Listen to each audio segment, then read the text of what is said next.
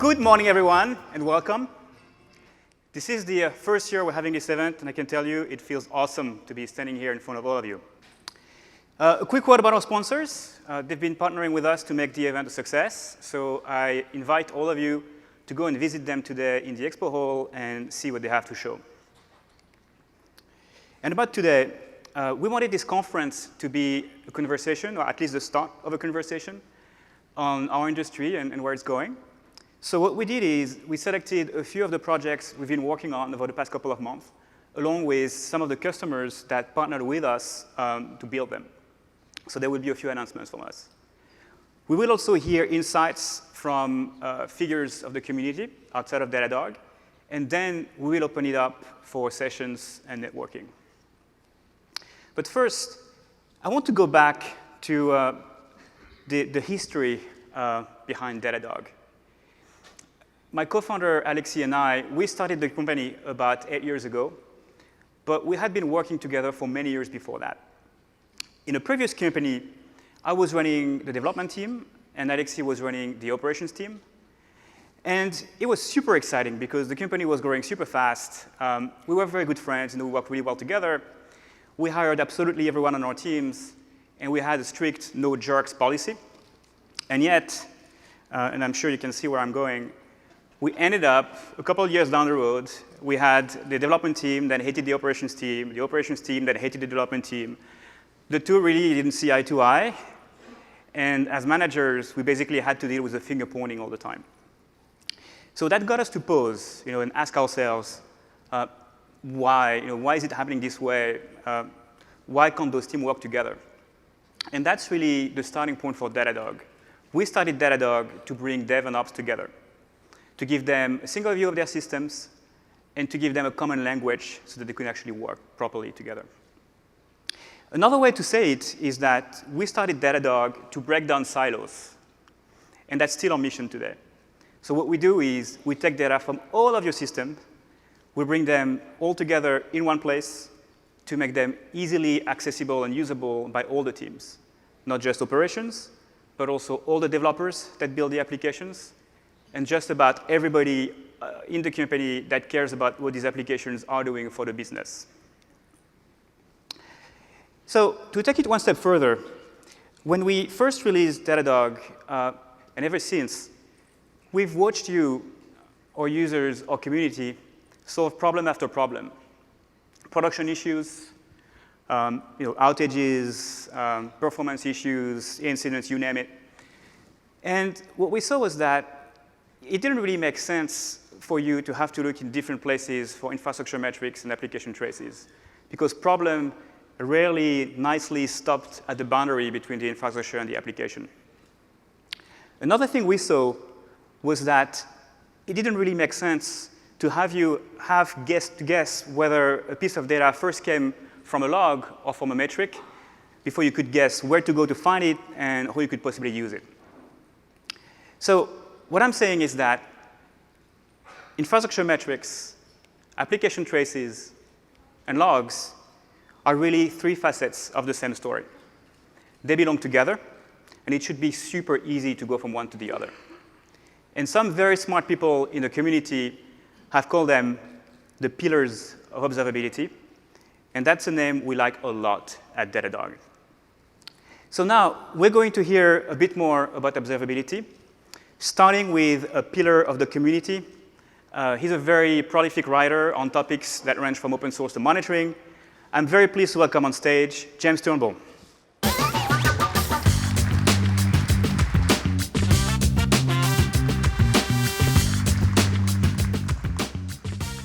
Good morning. I'm James Turnball. I'm the CTO at Empatico. We build educational software for elementary school students. And before that, I was at Kickstarter and Puppet and Docker. So if you use Puppet or Docker, I'm partly responsible for some of that, and I'm terribly sorry.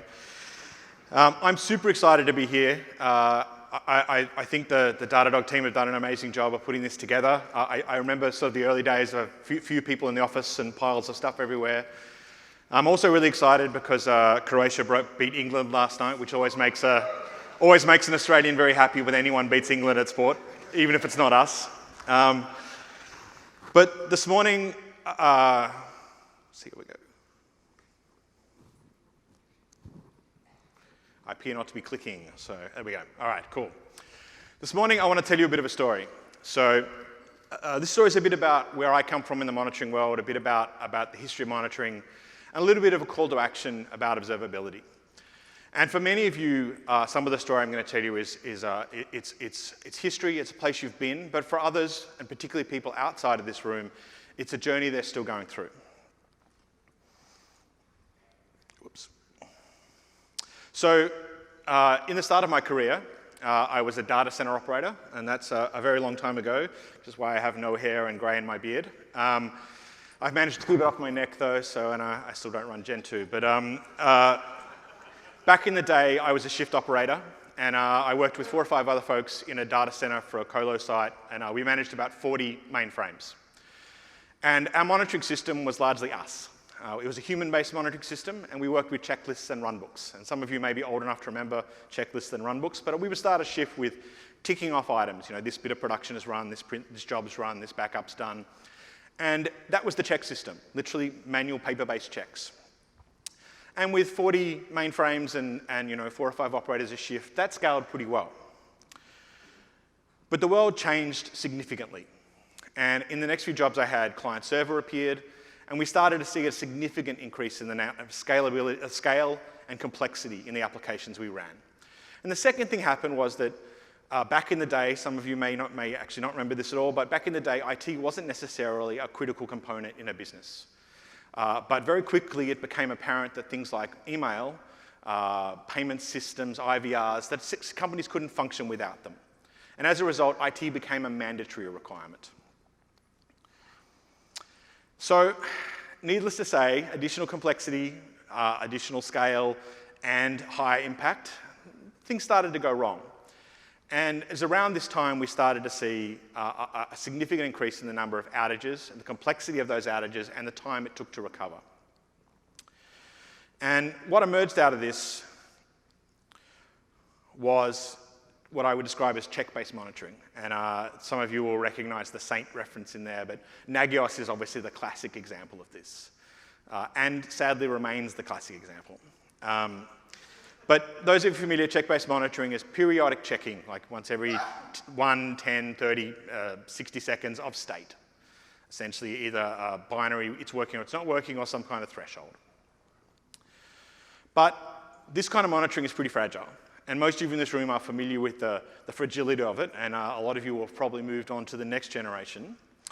But a significant number of our peers in our community are still stuck in this place. And I'm going to quickly step through what I perceive as, I guess, the problems.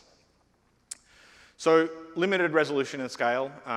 If you would like to pick a fight with me later about whether Nagios scales or not, you are most welcome to. I'll happily block you on Twitter.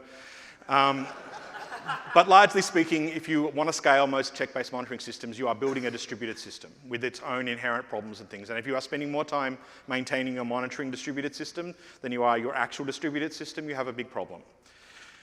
It also has limited resolution, limited granularity. So from the perspective of a check, a lot can happen in the period of time between a check, particularly if you have to extend that period of time out to handle that sort of scale.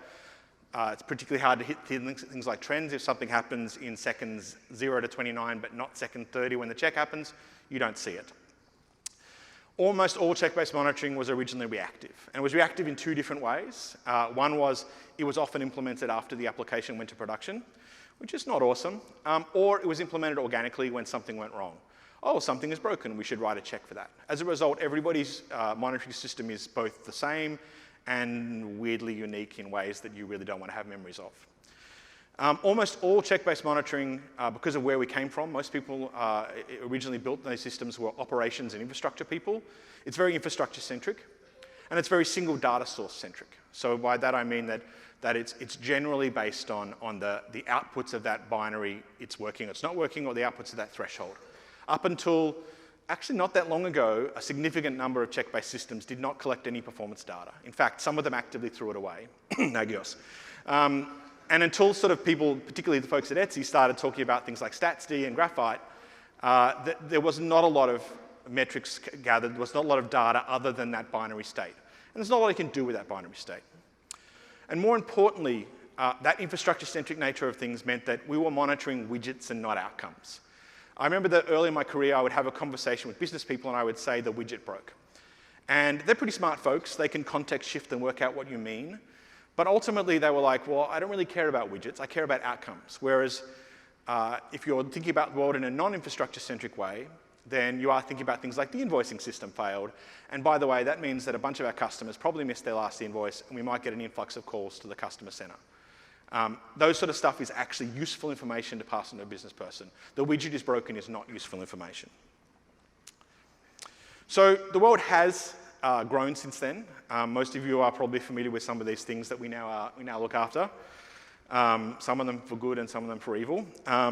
But the world has distinctly gotten simpler. And a second thing has happened to IT. Where previously IT was mandatory, it's now a business differentiator. Being better at product, being better at IT, being better at shipping product, having higher availability and better performance actually matters from a competition standpoint. There are organizations who have failed as organizations because their IT has failed. So we've seen the world increase in complexity. We've seen the world increase in scale. Those client-server environments are now containers or serverless functions or virtual machines or spin-on-demand cloud instances. The impact has got a lot more significant. But largely speaking, monitoring hasn't actually changed fundamentally. There are a lot of people in this room who are probably looking at this and going, thank God I don't live in that world anymore. But outside of this room, surveys, talking to a bunch of folks have indicated that for the vast majority of shops, the core of their monitoring system is still what I would describe as check-based monitoring with a variety of different tools, but something that resembles a Nagios-like thing at the center of it. And that's a pretty frightening thought given how things have changed outside of that world. And it does disturb me that the parts of our industry that have advanced really quickly have not sort of allowed us to catch up a little bit. So we've established that maybe we haven't done so well in the past. And I think we need to think about what I would describe as a new start. And I think we need to think about that in two different ways. The first one is that we need to think about what we're doing now. We need to think about evaluate our existing systems. We need to think about how they're built, what information we're collecting, what we're watching, and what we're alerting on. But more importantly, we need to think about a bunch of new requirements. So this is not just about patching old systems. This is about thinking about the world in a new way. And I've chosen the word observability. It's a little bit, I don't like definitions like this. I think this is very fluid at the moment. But currently, everyone's settled on the word observability, much like they've settled on DevOps, and I hope it doesn't end the same way. But this is the sort of paradigm that I think that we need to be at. And some of you, this is something that a world you live in right now, but for others, it isn't. So observability to me is an umbrella term. It embraces more than monitoring. It's not a perfect definition. I think it encompasses a bunch of different functions. I look at observability including things like monitoring and testing, to some extent sort of process-based things, changes, tracing, logging, all come underneath the observability banner. And my call to action here really is that in order to get to this place, I'm going to talk a bit about how we get there. We also need to consider that as part of that journey, we need to be sharing that information. We need to be spreading that knowledge around to people. We need to be helping our peers in the industry actually take a step forward and move into this new world. And there's two reasons I'm a big fan of that. One, it's important to give back. I'm heavily involved in open source. I write books. I try and leave every README I find slightly better than I found it. And the second reason is, at some point in time, you may end up working at one of these companies. And it's much more pleasant to go into a company that thinks about the world in a better way than it is to think about in an existing, slightly backwards, slightly uncomfortable way. So when I tell people to think about the new world and how to communicate to that to people, I start with a think about base requirements again. And the first base requirement I always tell people is it's not about the tools. You can choose whatever tool you like. I think the Datadog team would love you to choose their product, and that's awesome. I think it's a pretty cool tool. But if you choose to choose anything you like, the problem is always when you start a solution with a tool. Like the number of architecture conversations I've started with people where they go, we chose insert name of tool here, and now we're building our requirements. I'm like, well, okay, like what is actually what is the logic of choosing the tool first? I read this blog post. Or this guy on Reddit said that this thing was really cool, and hence Mongo. So this is not a great way of thinking about the world, and it's not a great way of building product. However, a good way to think about building product is to think about who the customer is. And in the observability world, the customer is no longer you. Your monitoring system still exists under there, it still does stuff, but it is no longer the realm of you being the pure customer of that system. The customer of your observability system is application developers, security people, DBAs, the business, and sometimes even external customers. So if you think about their business requirements, if you think about their needs as a first step, it's a great way to actually sort of rebuild a sort of view of the world. Because, sorry, I'm having a bit of clicker problems here. Okay, cool. Because in my mind, observability concerns are actually business concerns. Observability is a business system. It happens to have technology underpinnings, but the real reason it exists is to provide feedback on the nature of your systems and the nature of the systems that run your business. And so I always start with gathering requirements, talk to the business, talk to application developers and say, what do you care about? What do you measure? What are the things that you are accountable for? What happens, when something goes wrong, how do you measure that? What is the indicator there? And I build the set of requirements based on that. And I document the fact that all the things that I have to be able to produce metrics that these people can consume in such a way that makes it easier for them to understand what's happening and saves a step in that whole context shifting process. Also, as part of this, the observability world is proactive and not reactive, which means that for most of you, hopefully now you have transitioned so that monitoring systems are built as part of systems development, as part of building products. So you help application developers instrument things, you provide them with self-service tools that allow them to add applications and services or microservices or whatever to your monitoring environment without your involvement. You provide input and advice and architecture from day one. From when they start building the system, monitoring is a first-class citizen in the design. You can't solve all of the problems. Your monitoring system will still evolve reactively. Things will still go wrong, particularly in a distributed systems world. But you can significantly reduce the blast radius, as people would describe it, or the impact of those problems by understanding how the system works and ensuring that the key inputs and outputs of that system, the business metrics that function in your organization, actually are addressed from day one, instead of you having to go back and do software archaeology on a bunch of code to find out what's happening. And well and truly are we past the day where the cattle versus pets argument exists. It's done, right? Most of your components are disposable, whether that's a serverless function or a container.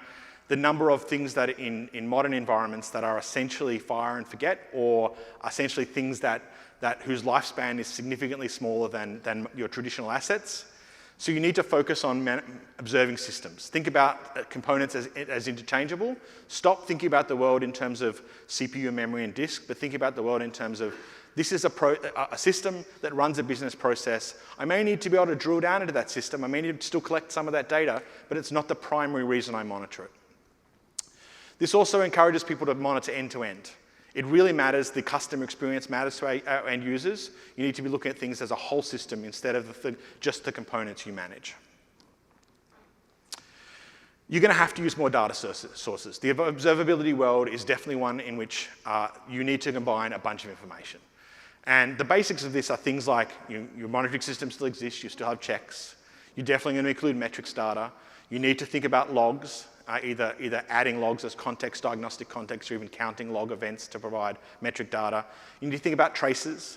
You need to think about the metrics that come off your processes, your continuous integration, your testing. You need to think about your configuration management tools and the data they export. You need to think about the context around that data, the business, telling you what these systems do and their components do. Because that rich data means deep context. If you are going to be dealing with complex systems, you need as much information as possible. And on day one, when you see a fault, you need to be collecting information that says, I detect latency has suffered on this particular system.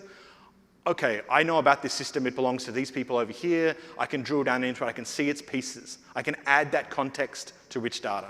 Tools give you data that tells you information. Data with context actually gives you answers. So to sort of finish up a little bit, I look at the monitoring world as being, it's still a cool thing, it's still tech we should work on, but it is merely a component of what we do as for a living.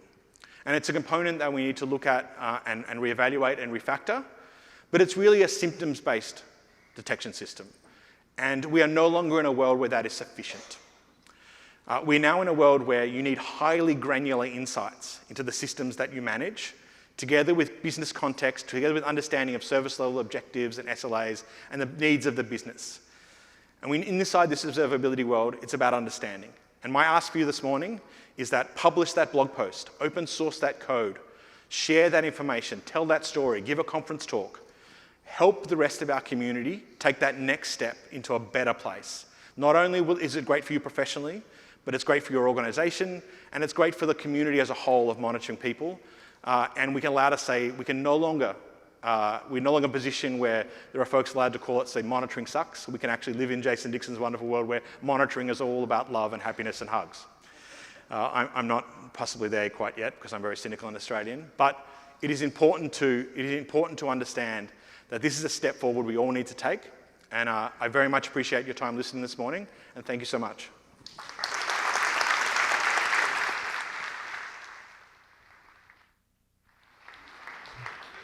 Thanks, James.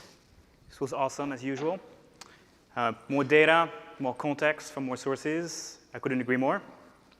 And one of those sources, one of those pillars of observability is logs. And today we have a few interesting and exciting announcements to make about logs. And for that, I'm going to invite on stage our product manager, or should I say, director of product management for logs, and the second French guy today, Renaud Boutet.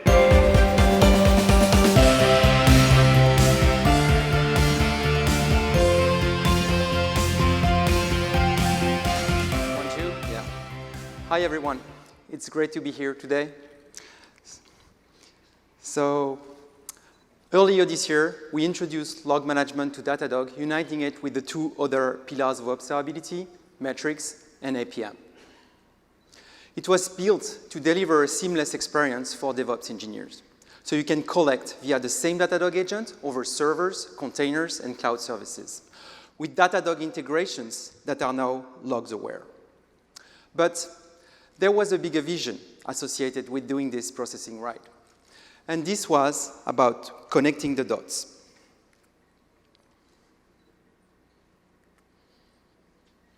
Indeed, we were then able to build a user interface that makes it easy for you to pivot from metrics and traces to the relevant logs so everyone gets more efficient during incidents.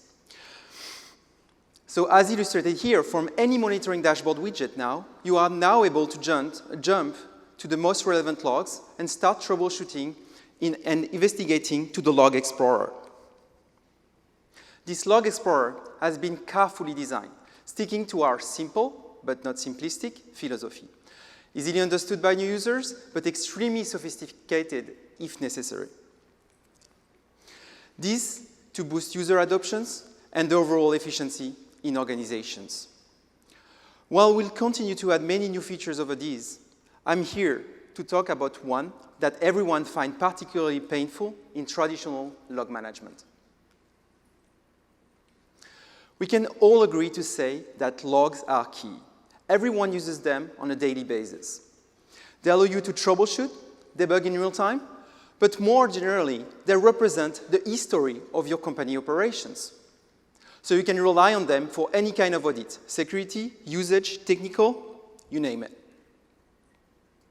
However, usually we cannot log as much as we would like, and there are a few reasons for that.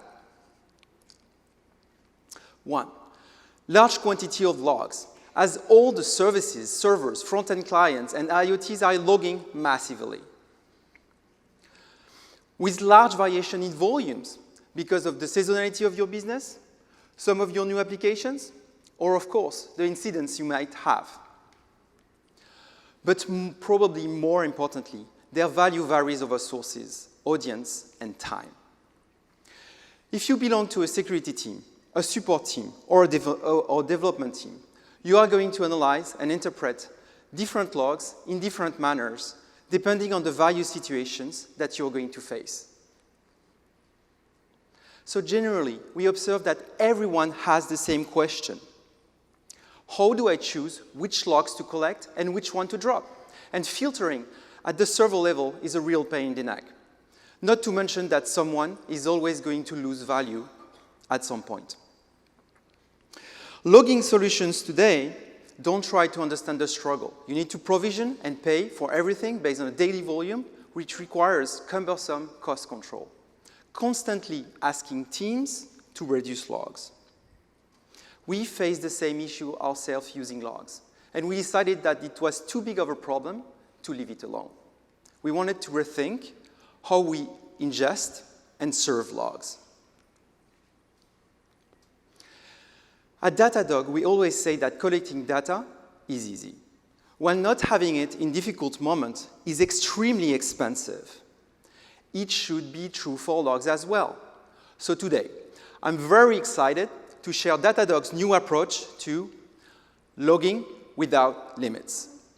Logging without limits means that you no longer have to choose what to collect and what to ignore.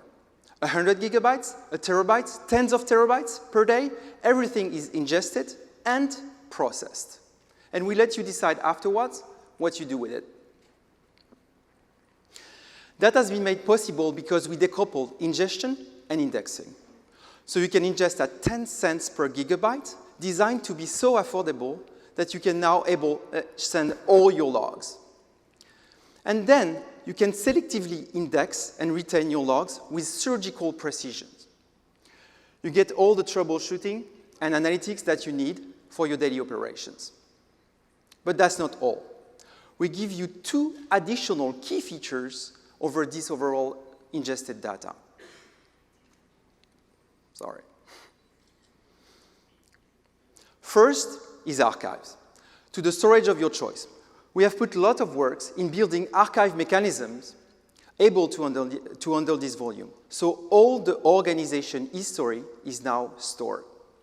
And you can always get back to it when you need it the most. The second one is a live tail. Whether you choose to index your logs or not, you can still observe everything that is happening in real time.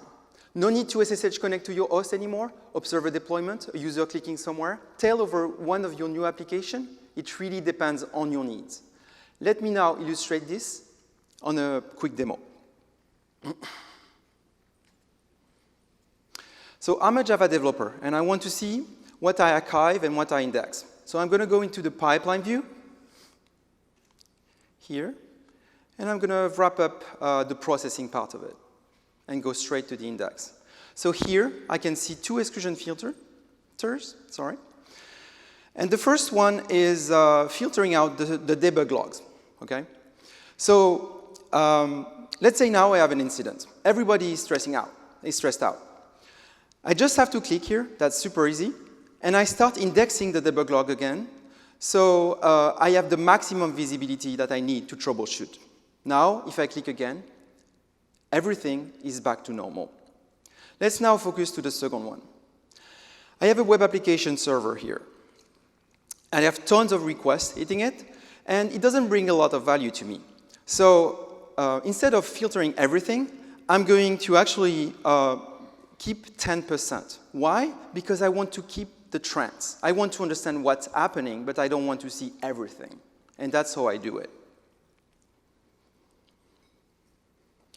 So I say that you can do everything that you want with the ingested logs, and you decide later. So here, I decided to archive everything to the S3 bucket of my choice and the directory. And that's how I do it. So now, I'm going to move into the live tail to see all the ingested logs in real time. Let's do it. Here it is. I have tons of them. So I'm going to filter. As you can see, I have less of them. And I'm going to pause the stream to look at it. So as we can see here, the logs are very rich, and I'm going to show it. Why? Because it's coming after the processing, after the pipelines. So if I click on one log here, I can now see everything, the tags, the attributes that I have extracted and parsed, the logger name, the thread name, and I have the same kind of actions that I have into the log explorer. So now if I want to, for instance, focus only on the get method, on the request here, that's how I will do it. And then the live tail starts again, and I can see it. I have tons of API health here. That doesn't bring lots of value, so I'm going to remove it, like this. And I have some again, so I'm going to remove it again, okay? So, and now what is very interesting is that thanks to this very powerful filtering capability of the stream, I now have something that I can analyze. And that's only the remaining get methods here. That's it. So I'm very happy today to say that logging without limits is generally available. So if you go on the user interface, you're going to see it. With that, you're going to ingest, process, and livetail all your logs. You're going to archive to the storage of your choice. And you're going to dynamically choose what to retain and what to index. So now, as you can imagine, we just opened the gates. And I can tell you that we're already working on new ways for you to leverage these new capabilities. And it's just getting started. Now, without further ado, let's have a look into what another pillar of observability cooked up for us today. And I'm very excited to introduce Brad Menezes, Director of Product for the Datadog APM.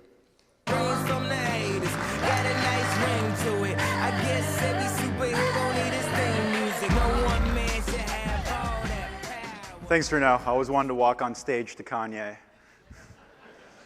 So Renaud took us through logs and what's happening there. He walked us through dynamic retention. He walked us through live tail. And he walked us through the concept of logging without limits. And when you heard from Olivier earlier today, he talked about the mission of Datadog, to break down silos. So with that, I'd like to talk about our next pillar, traces.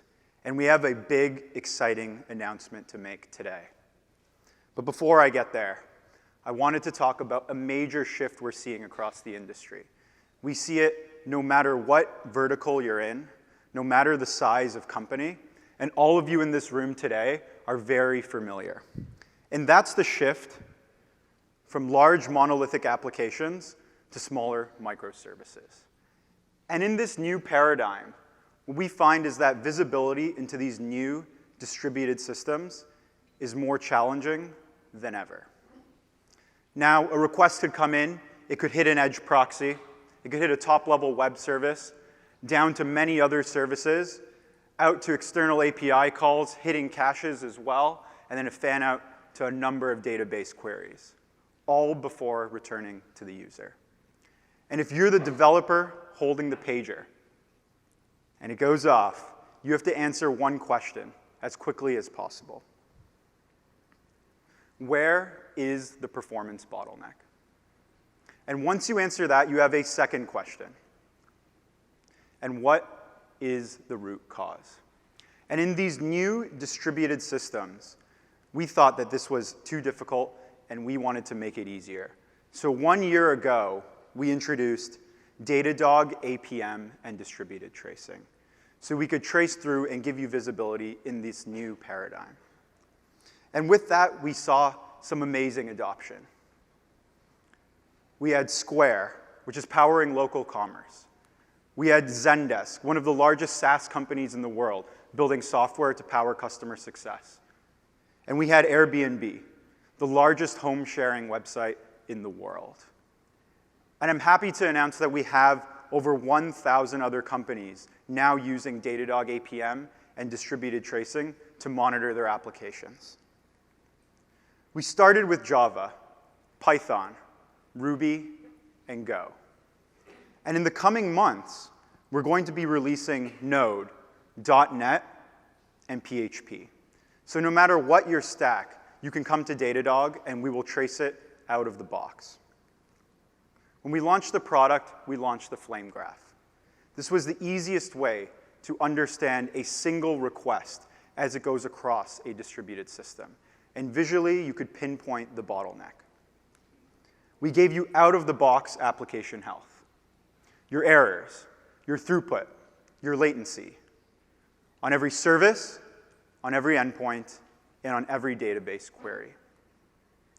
And of course, it was deeply integrated with Datadog dashboards, with tags, with infrastructure, with logs. So we broke down silos, and you could see it all in one single pane of glass. And with that, we had to ask ourselves a question. How can we make it even easier for developers to pinpoint performance issues? And when we started talking to you, our customers, we learned a few things. We learned that you wanted your application metrics to be able to tie back to the underlying infrastructure. You wanted to find traces that match certain application criteria. And of course, you wanted to combine that with your custom business data. And you wanted to do queries across any of this data, across any of these tags, any of these values, which meant that we would need to support infinite cardinality. Which is why today I'm very excited to be here, because today we unveil the next evolution in Datadog APM and distributed tracing. And we call it Trace Search and Analytics. This is the Google search bar for your application data. And we think it's going to change the way that we all monitor our applications. Let's take a quick walk through. Up top, we have the search bar. You can add your tags, as many as you want, with any number of values. Right below that, we have your metrics, your requests, your errors, and your latency percentiles. And these will all be scoped to those tags in the search bar. On the left side of the screen, you see what we call facets, which are all the tags and all the values available.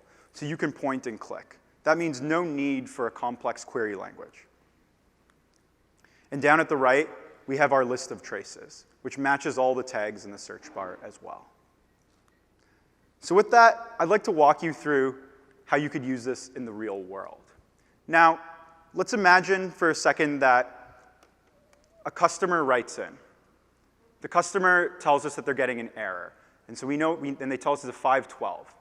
Based on the page they visited, we know the endpoint. And of course, we know the customer as well.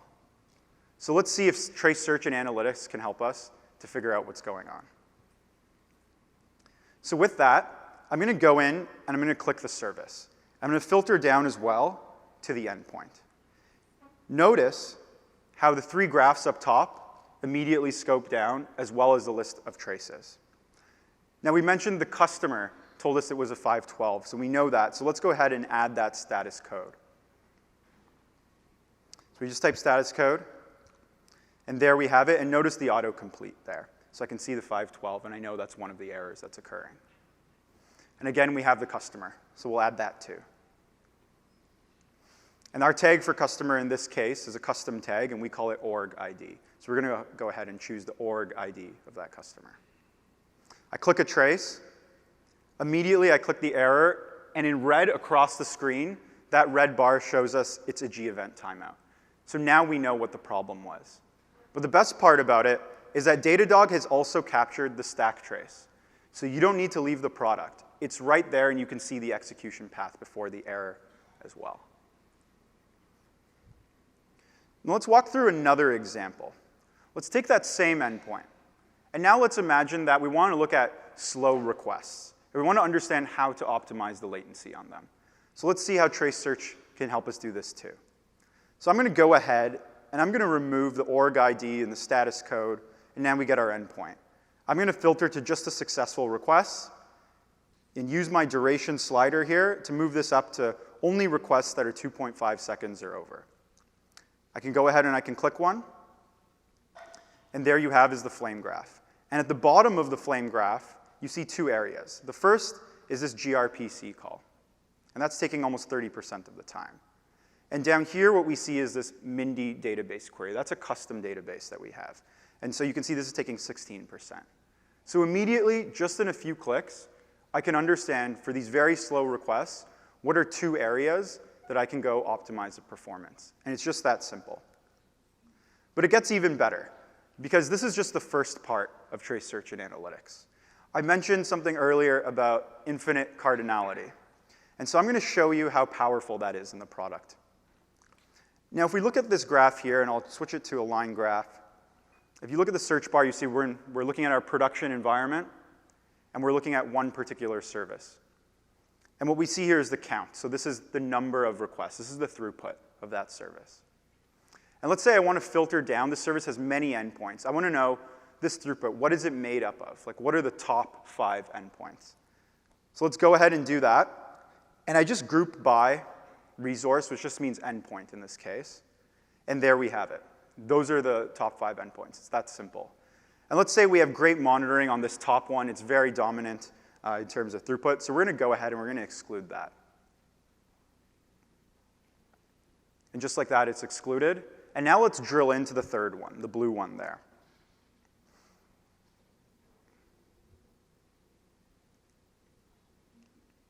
Great. And now we have drilled down from the service level to many endpoints to just one. But we want to go even deeper here. We have so many customers, and we want to know who are the main customers that are causing this throughput, right? How is it made up? So just like this, we're going to add that customer tag, which remember I said was org ID. So we go ahead and we add the org ID, and immediately we can now see across thousands of customers who the top 5 are on this endpoint. And I can click one, and you can click View Traces. And now notice the time at the very top left and the org ID match where I clicked.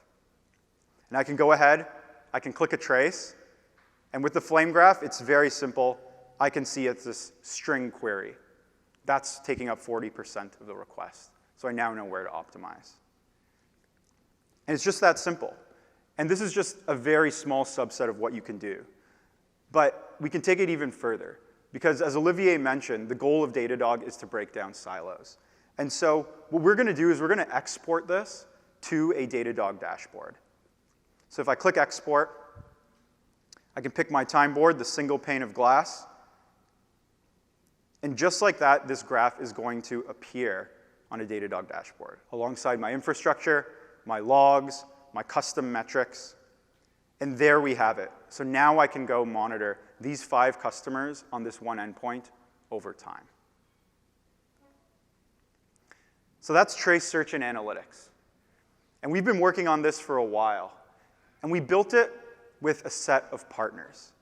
And one of them is here today, which is Zendesk.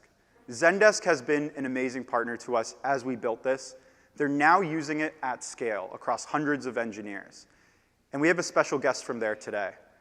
So without further ado, I'd like to welcome to the stage Hemant Kataria, the Senior Manager of DevOps at Zendesk. I'm used to it by now. Hi, everyone. My name's Hemant Kataria, and I'm a DevOps manager at Zendesk. What is Zendesk? In case you haven't heard of us, Zendesk makes beautifully simple software for customer success at scale. We build multiple products to make experiences better for agents, admins, customers. Zendesk is a global company. These are all our engineering offices around the world. We have about 500 engineers deploying hundreds of times a day. We also have, in addition to our internal customers who are our engineers, we also obviously have external paid customers, which number about 125,000 paying customers right now. And our annual revenue run rate at the end of last year was $430 million. So downtime for us is very, very expensive. So we've been using at Zendesk trace search for about 6 to 8 months now. And how do we use it? In this particular example, just an example, but if you can imagine on the x-axis over here, if there's time, on the y-axis could be any metric you care about, like error rates, latencies, throughput, and the lines are customer IDs. We have a multi-tenant environment, like most of you, I'm sure. And in this example, we can see one customer being anomalous as compared to everyone else. So the ability to drill into this sort of information is very useful for us, and something we use trace search heavily for. We also use trace search and APM significantly during outage responses, and we use it particularly to find the needle in a haystack type search or trace. In this particular example, you can see us running a search against our production environment for any Zendesk service. In this case, we called it Zendesk Service 1. We're looking for error rates against a particular API endpoint for one customer. So the ability for us to drill down into this level of detail, again, very important. And trace search does provide us that ability.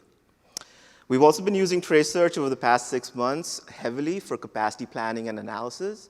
I'd encourage you, if you have the time, to go watch Dan and Anatoly talk later today at 4 p.m., where they're going to talk about how we use trace search at Zendesk to basically discover hidden capacity within our systems. Excellent talk. So trace search analytics has become critical at Zendesk. It's the first place developers go to look at when they need to understand their application better. We use it heavily during outages. And when we have an outage, after that, when we have a postmortem, the first question we're asking is, was trace search enabled for this application? If not, why not? We ask teams to go out and instrument it for themselves. And once a team enables trace search, it sort of provides instant value. It's almost funny, like I get pinged at least once a week by a global engineer in one of our offices about how they just enabled trace search and how much value they're finding out of it. We're pretty excited. We think it's a great tool. We're excited to continue using it. Thanks again for having us, and congrats on a launch of a great product. Thanks, guys. Thanks, Brad. Great job. So there you have it. That's trace search and analytics. And to recap, it's the global search across all your traces from one place. It's the ability to slice and dice your application data at infinite cardinality. And then you can take those queries and you can add them to Datadog dashboards alongside your infrastructure and alongside your logs.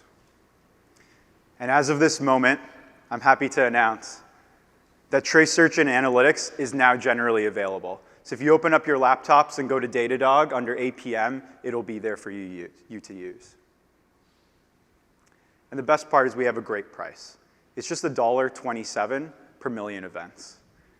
And that's less than a McDonald's breakfast sandwich. But it gets even better than this.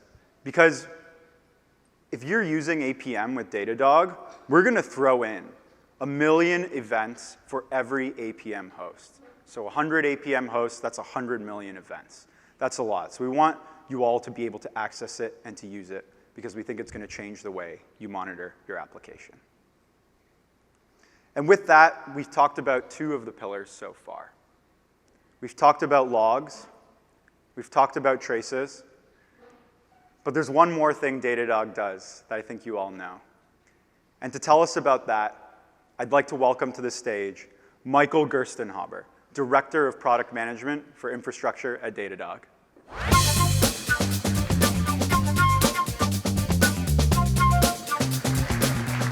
Thanks, Brad. I'm excited to see trace search in action. You've seen great new products from 2 of our pillars of observability, trace and logs. But I'm here to talk about that pillar of observability that you've been relying on since you first started using Datadog, metrics. Our customers started by sending us infrastructure metrics, CPU, RSS, queue length, database locks. But more and more, you're thinking up the stack. How many people here? But how do you measure things at arbitrarily high scales? What's the average aggregate user experience for all of your users? How do those users behave? How much revenue do you realize from your investment in new product development or expect to next quarter? How many people here send Datadog custom metrics today? That's great. That's almost everybody here. And that's because it's a common pattern. You're thinking up the stack. You're thinking in terms of services, in terms of business metrics, metrics that you have to measure globally. You have to measure time on page, dollars per customer, items bought, trips taken, widgets produced, data from fleets of mobile devices and smart sensors. And that's why I'm excited to introduce global distributions. Global distributions are a new metric type in Datadog, which allow you to accurately describe arbitrary tag-level objects, allowing you to compute, for example, the user experience for the 75th or 99th percentile of your users. I'm going to show you a quick demo here. I've already started sending a metric to Datadog, a distribution metric to Datadog. In this case, I've started sending purchases per customer. Here, I've selected my metric, and now I'm going to edit its behavior in the app.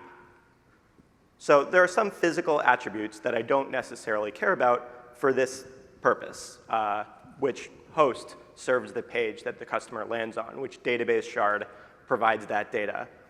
But what I do care in this case is the campaign that I'm running, or the geographical location that my customer is coming from, or whether or not they're on mobile or my website. So now I've applied that campaign tag, and I'm going to add an aggregation for this metric and aggregate globally for that purchases per customer. I'm going to bring up my dashboard, and I'm going to add a time series widget to use that metric.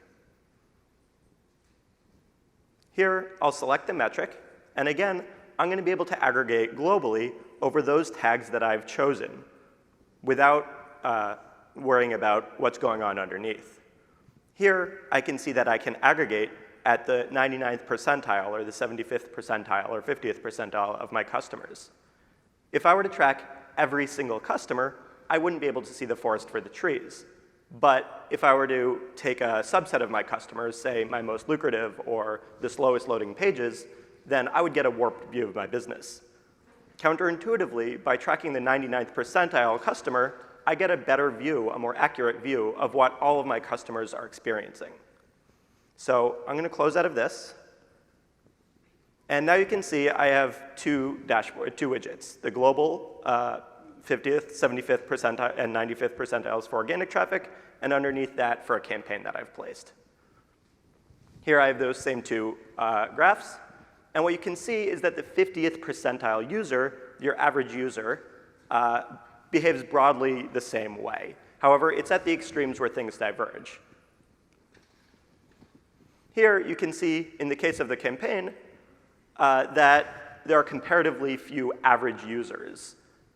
People either get to my page and leave quickly, or they find what they want and they make a lot of purchases. So now that I know that, I can make some strategic decisions. How can I funnel those people coming from the campaign down a better happy path where they can make those purchases? Comparing between campaigns, which exhibits a higher return on investment.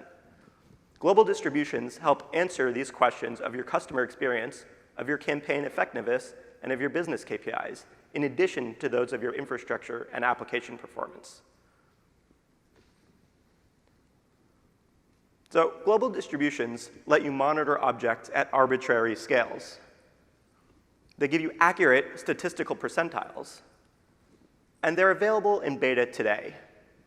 So find me on the expo floor, and I'm happy to introduce you to the feature. Brad showed us trace search, which lets you take a microscope to every user and every transaction. With global distributions, you can step back, way back, and see the entire population. With that, I'm excited to invite Ollie back to the stage to talk more about infrastructure, container infrastructure, and where we're going with that.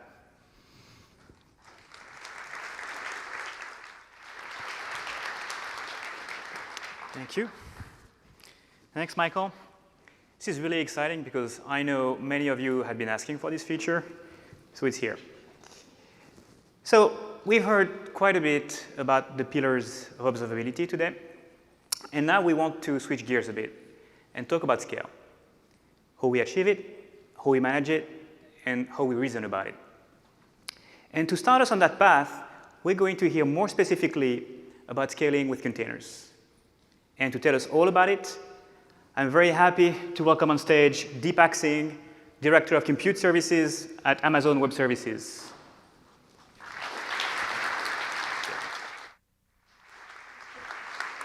Thanks, Olivier. I know how difficult it is to organize a first conference. I was at the first reInvent.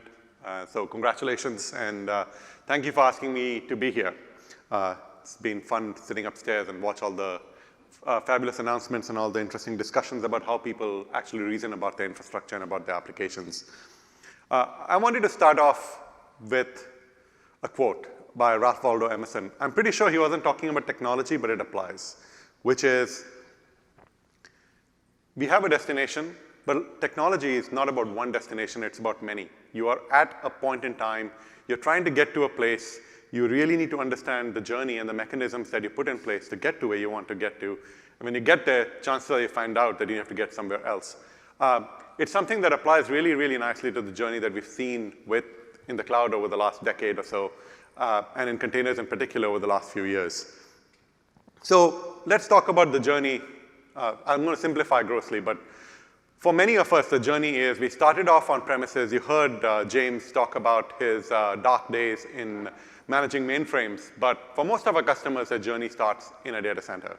For many of you in this room, it may have started off on a cloud provider already, but for the majority of our customers, it's still in a data center. 12 years ago, I still remember when EC2 was launched. I've been at Amazon for a little over 10. And it was quite magical, the fact that I could use a simple CLI call, which was run instances. There was nothing, there was no fancy consoles, there was a simple SDK. But the fact that I could sit in my living room, I was running bioinformatics code at the time, and launch a bunch of instances to power through a bunch of protein sequences was quite magical. Today, that infrastructure is a lot broader. We have virtual machines, we have containers, and we have functions with serverless. And for many of our customers, it's not picking one or the other. It's actually a combination of the three of them. And they've become pretty good, and they're getting better at figuring out which part of the infrastructure runs in virtual machines or bare metal, which we have now at AWS as well, in containers, which is what I'm going to talk about today, and functions. So let's talk a little bit more about containers.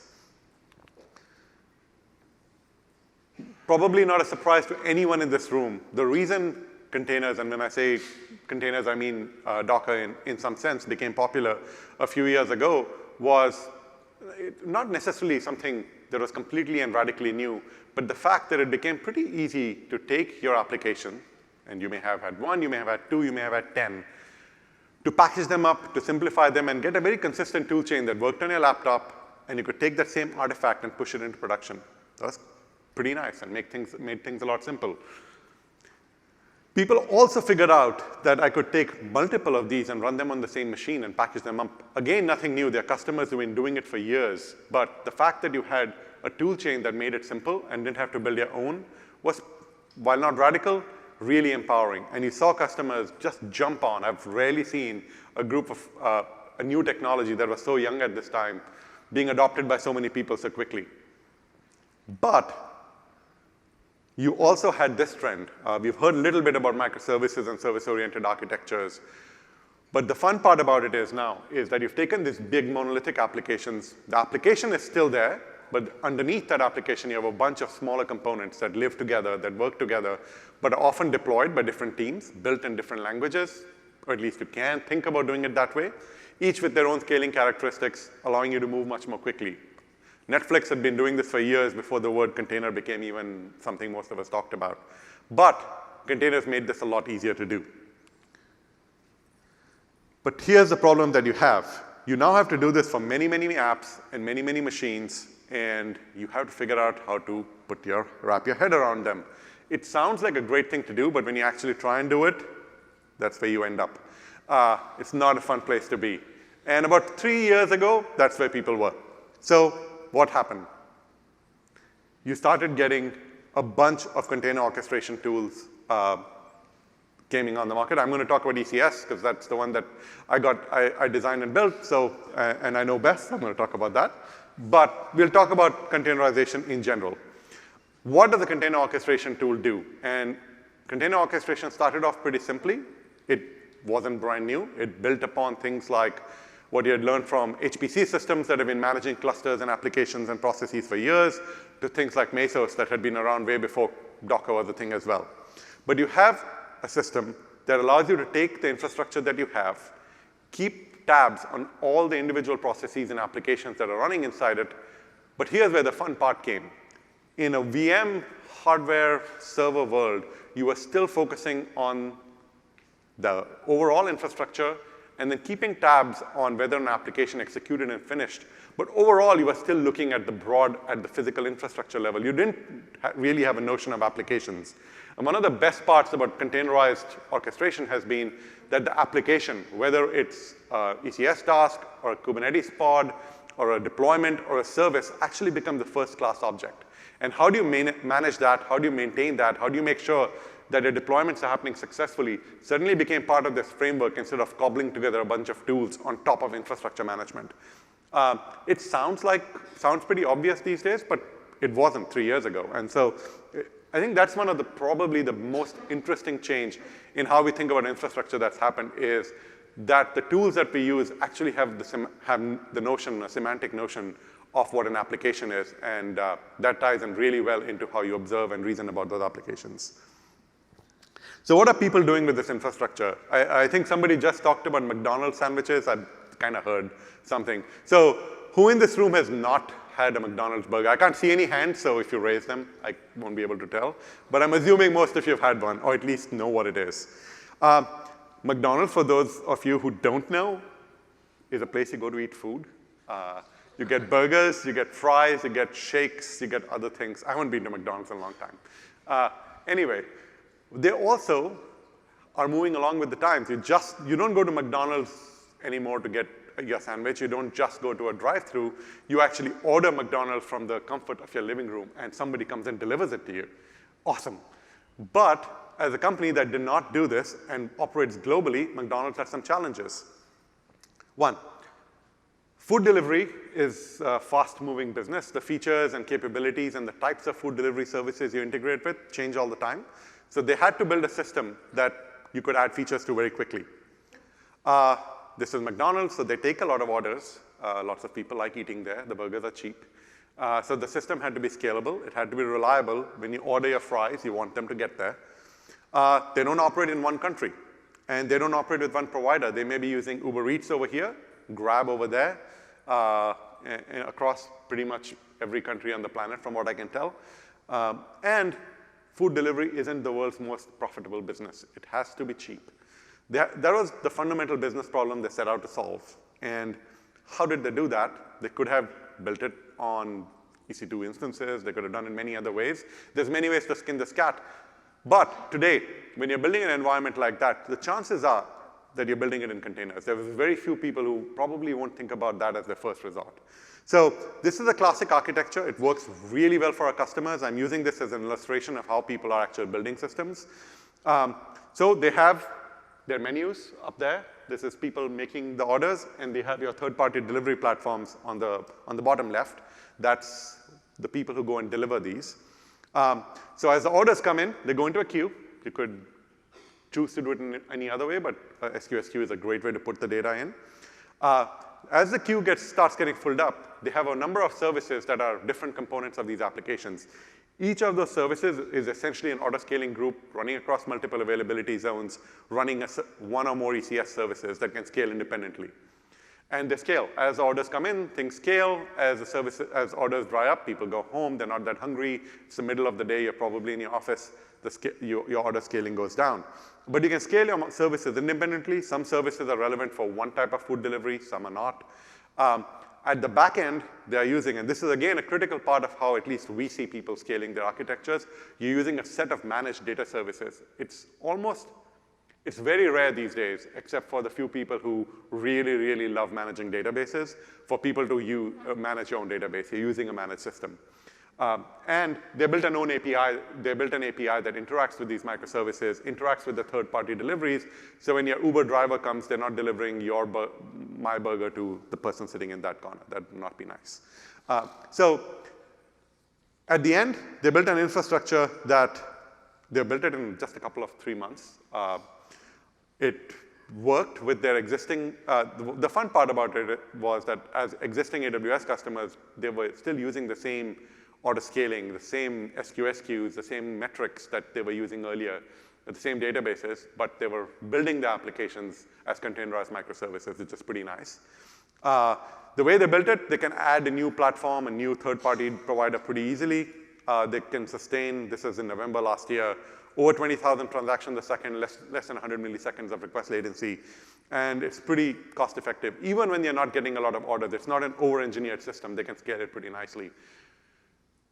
These kinds of systems where you have these individual services that scale relatively easily based on some kind of load metric, talking to some kind of data store, work really well. And I'll talk about this kind of architecture a little bit more in a slightly different context very soon.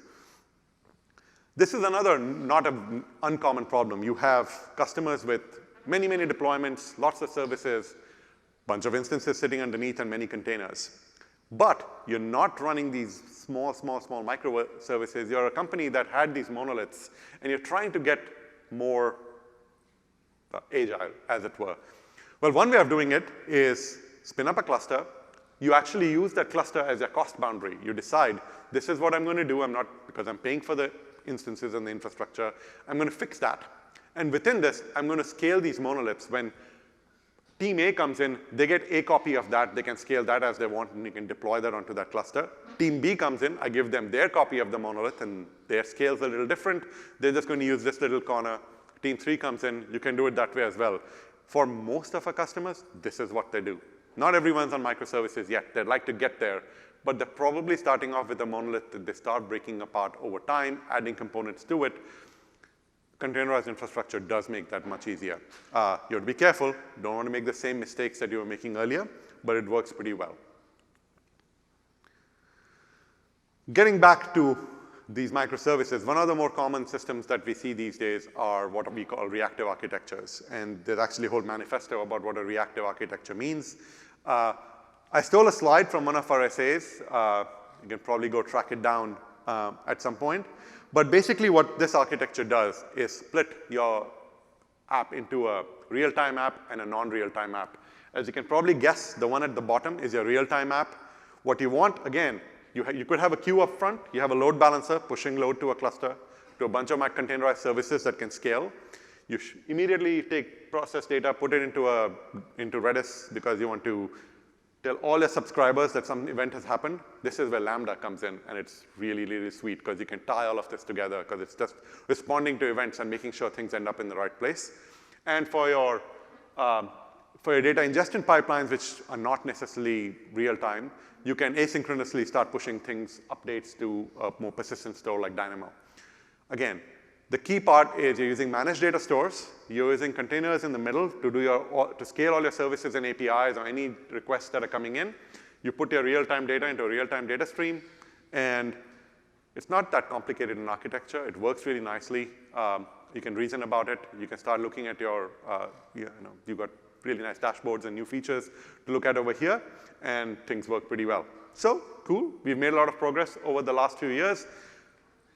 Nobody's ever asked me that question, ever. Well, maybe one or two people. I've actually had somebody ask me where my S3 object sits.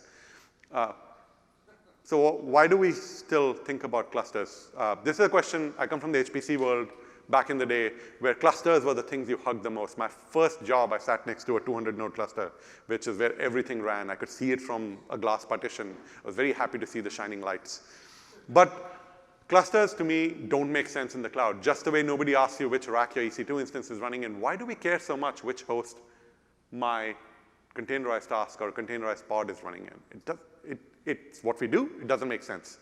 So even before we actually wrote the shipped ECS, the first thing that we actually tried to figure out was what would something like Fargate look like. It took us a while to figure out what people wanted. We actually had to build ECS first. We had to get systems like Kubernetes out there and really have customers understand how they wanted to use those systems.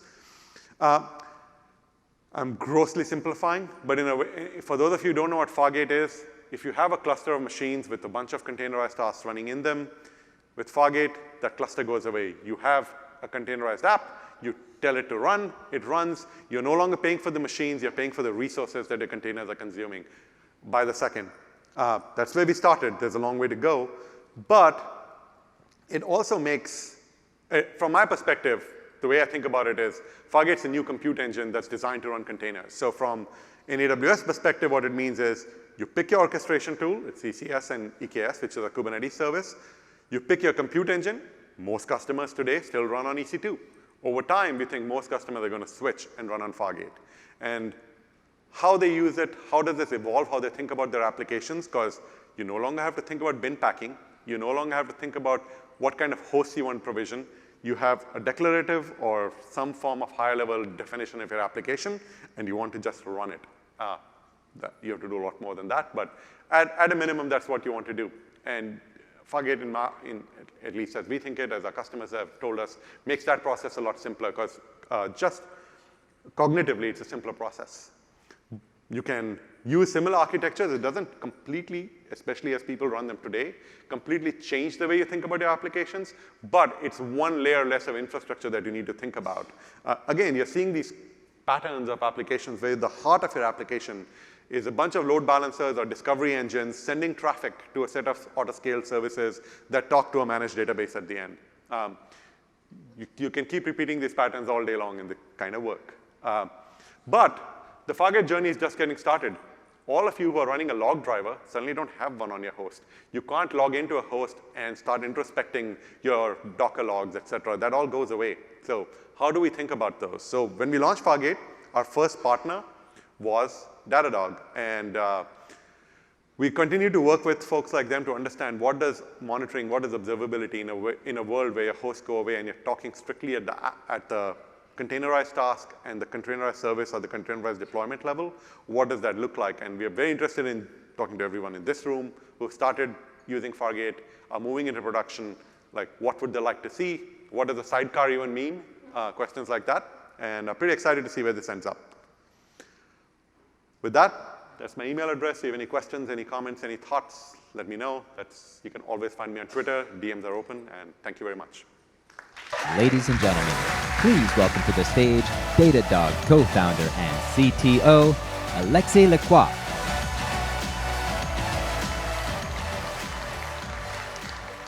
Thank you very much. Thank you very much, Deepak, for sharing your unique perspective on containers. I think, judging from the interest in the room, containers are really changing the game. And I think we can all agree more generally, compute is going through a radical shift in scale, speed, and complexity. So let's think about scale. Let's talk about scale for a moment.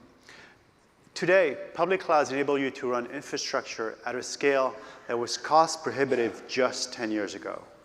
Now, it's just a credit card and a few API calls away. On top of that, you have really global trends like global mobile adoption, pervasive computing that have empowered agile dev teams to really break the mold of traditional software delivery. We as an industry ship new functionality at a dizzying speed every single second or every single day, all the time. It's really crazy. And if you layer on enabling technologies such as containers, Deepak shared with us, you really get to an operational complexity that starts to exceed our cognitive power. So the question is, what's our vision for Datadog in this new world? Well, the fundamental mission has not changed. As Olivier told you earlier, it's still about breaking down silos. It's been our goal since day one. But how we see Datadog in this new world is really a platform that augments your team's abilities, a platform that lets you manage environments of unprecedented scale, lets you ship features at unparalleled speed, and lets you cut through exploding complexity, and all that while staying sane. We began years ago by making tagging the linchpin of cloud observability and management. To us, tagging is the hidden superpower of the platform. With tagging and with tags, you can manage hundreds or hundreds of thousands of instances and containers with essentially the same cognitive effort. That's why we love tagging. And I'm sure, as many of you as data users experience, with tags you can do things like monitor and alert highly distributed infrastructures and fast-changing applications. With tags, you can reason about and understand how they behave, because tags provide structure in profound ways. Now, if you feed those same tags to a machine, it can do things that we as humans are not really good at. The machine with the same tags too can reason about and understand your infrastructure and applications. And in order to simplify it and cut through complexity. And it does so in ways that we as humans just can't do. I'll give you a couple of examples. The machine, for instance, can easily organize hundreds or thousands of microservices and make their relationships really obvious. It can also consistently produce high-quality insights from the total amount of data you send us every single second. And there's no person who could do that. Only the machine can. So now the question is, what does that mean for you? Well, there are two features we've been working on that I'm particularly excited about. I think both really showcase what we have in mind when we say it's a platform that augments your team's abilities. And both of them happen to also have been built with great partners who are here to share their perspective. And to talk about the first one, I'd like to introduce to the stage Ashley Miller, Director of Engineering at Datadog. Please welcome Ashley.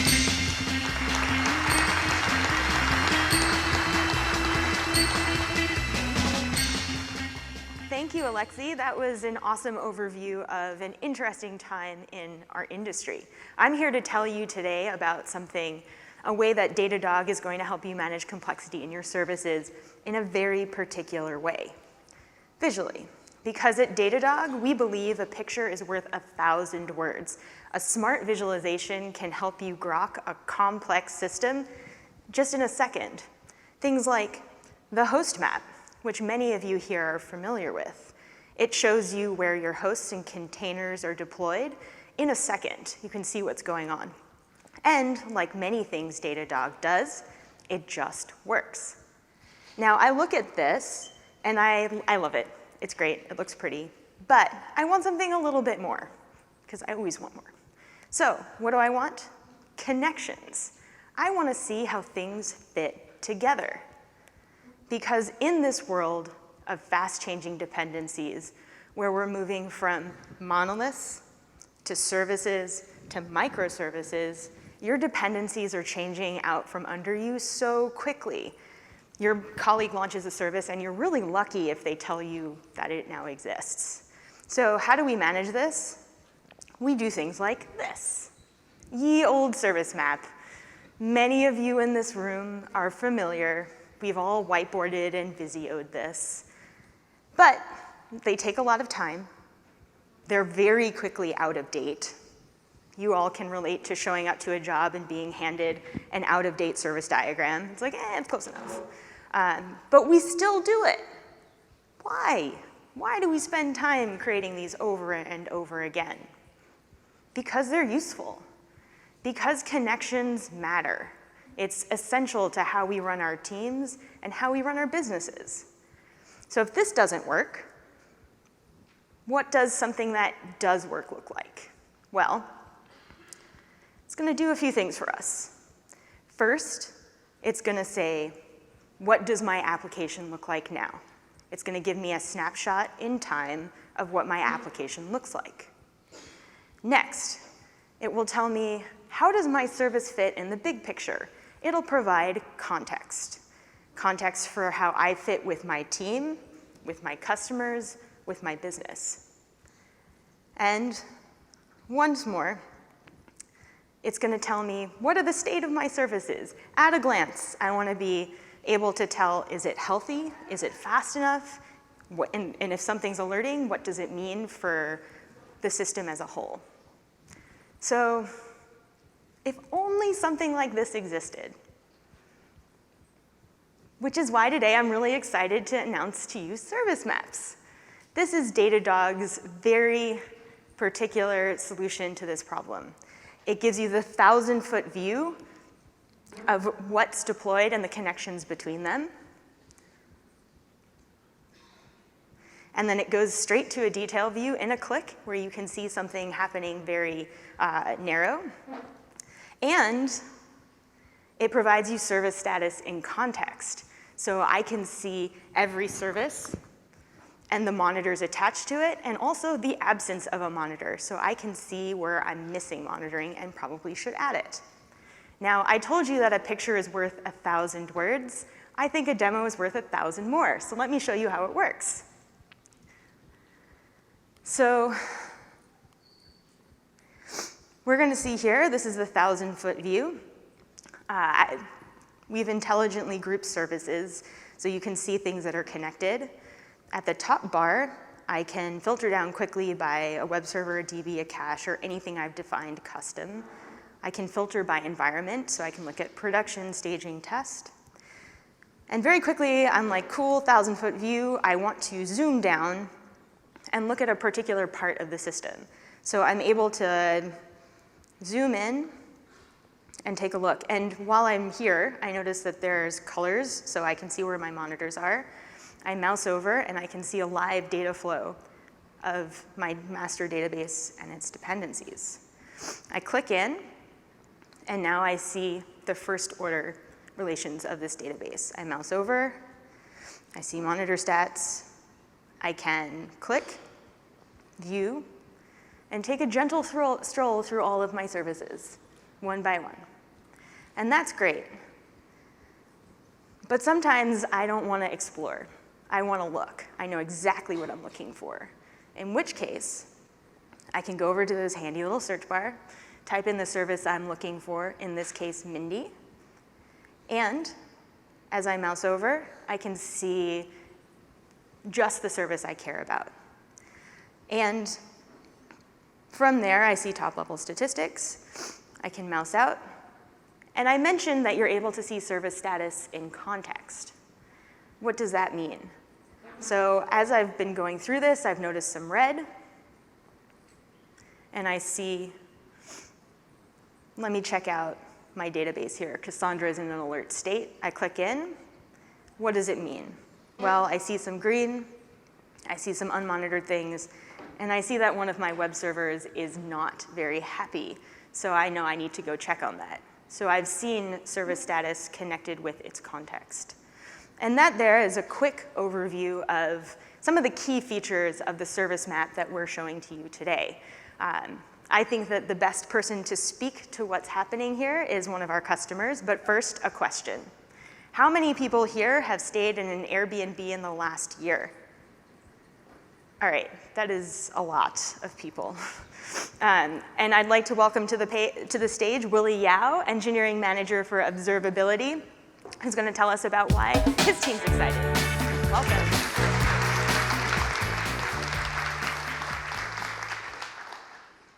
Thank you, Ashley.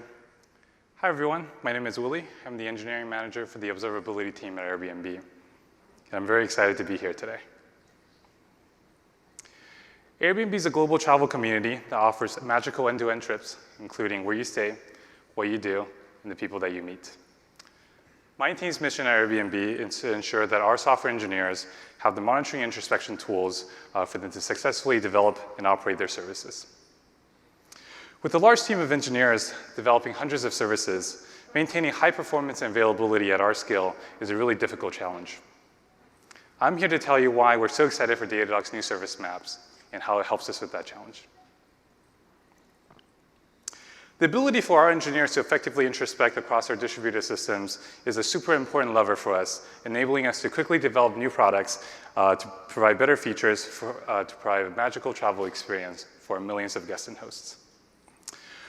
Once we're past 100 services, though, most service maps become difficult to interpret due to the sheer volume of information. With Datadog's visual clustering, we have an opportunity to more easily introspect on the areas that we care about and visually see the relevant dependencies. When an issue occurs, being able to overlay error rates and latency on top of your topology becomes critical to determining where in the distributed system the root cause lies. The time to resolution saved here can be the difference between Airbnb guests struggling to contact their host and a really magical guest check-in experience. Another problem that service maps address is that architectural diagrams are rarely up to date. One interesting side effect of this is that it becomes really difficult for us to onboard our new hires. With an always up-to-date service map, we're able to quickly help new hires educate themselves about the new dependencies that are relevant for their new job. Having this reference quickly speeds up onboarding, allowing us to more quickly add new members to our team. Finally, there's often a difference between the architecture that you've designed and the one that you're actually running in production. I'm sure this is something that many of us have learned the hard way. Well, when Datadog showed us their service maps, we discovered many unexpected dependencies that we hadn't quite designed into our system. And we were really, really excited to find that out proactively rather than in the midst of an incident. And so service maps provides us with the first step in helping us understand what our architecture actually looks like, which in turn helps us make better long-term architectural decisions. So that's service maps. It gives us faster introspection, real-time root cause analysis, more quickly onboard new engineers, and it helps us make informed long-term architectural decisions. And with this, let me turn it back to Ashley.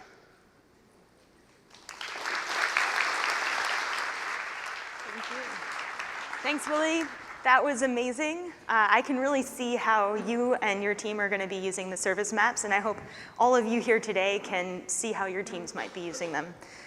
Willie's giving a talk later today, so I encourage you all to check it out and learn more about how Airbnb powers their magical experiences. So just to recap, service maps are providing you a global view of your deployed services and the connections between them. It just works. There's no additional setup, and they're integrated with monitors you already have. I'm really happy to announce it's in technical preview for our APM customers today. For any of you curious, I encourage you to check it out at our booth in the expo hall. And with that, I'd like to welcome Homin Lee, our staff data scientist, who's going to tell us about how we're using machine learning to help you manage your complexity. Welcome.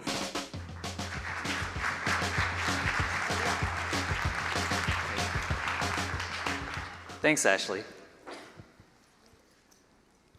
Ashley showed us how we can visualize the increasing complexity of our systems, but how can we effectively monitor our services as they multiply and their dependencies constantly change? Datadog provides machine learning algorithms like anomaly detection and forecasts to look out for all the usual ways your systems can fail.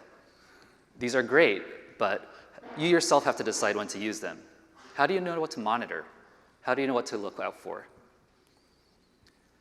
Monitors you set up yourself reflect the problems that you've encountered in the past, but your systems can fail in so many different ways. Any one of which might happen very rarely, but collectively is what keeps your teams up at night. Collecting metrics, traces, and logs might help you figure out what happened after the problem has occurred. But how can you possibly monitor problems you've never even thought of? Now, there are many AI systems for operations out there, but they all require that you tell them where to look. They all require intensive setup. And finally, they require that you turn them off because you get inundated with false alarms. So our challenge was to build a system that would scan your ever-changing environment without any configuration. We'll be looking out for the dragons for you. Only highlight real problems, right? So there's nothing worse than getting woken up at 3 a.m. by a robot. And finally, point you to any possible root causes. We don't want to just show you that something happened. We want to show you how you can possibly fix it. And so we built Watchdog. Watchdog will monitor all of your services and notify you of real problems. There's nothing to set up, and we use several machine learning techniques to ensure that Watchdog is never going to surface anything that someone on your team wouldn't care about, and it's constantly monitoring your fire hose of data. Let me show you a quick demo. So we see here that Watchdog found two things of note in our store web app service. It was indicated by these binoculars. And then below we see a story showing that the latency for your service has been going up. And that pink box highlights when exactly that occurred. So now if we go into the details panel, we see that increase in latency.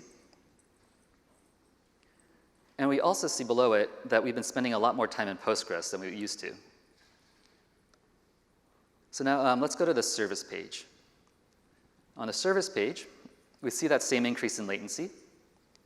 And we also see where we've been spending more time in Postgres. We see that same Watchdog story below. And then below that, we see that there was an increase in errors happening exactly at the same time. And this is happening in the checkout endpoint of that service. So let's go into the details panel there. And here we see the stack trace that points to the actual cause that caused all the errors. So I just demoed for you a story about APM. Watchdog can also tell you stories about your infrastructure. So for instance, maybe your host has been misconfigured and it's not reporting any metrics whatsoever. Or maybe a disk is about to run out of space. Watchdog will notice if your memory usage has been drifting slightly upwards for a long time, pointing to a possible memory leak.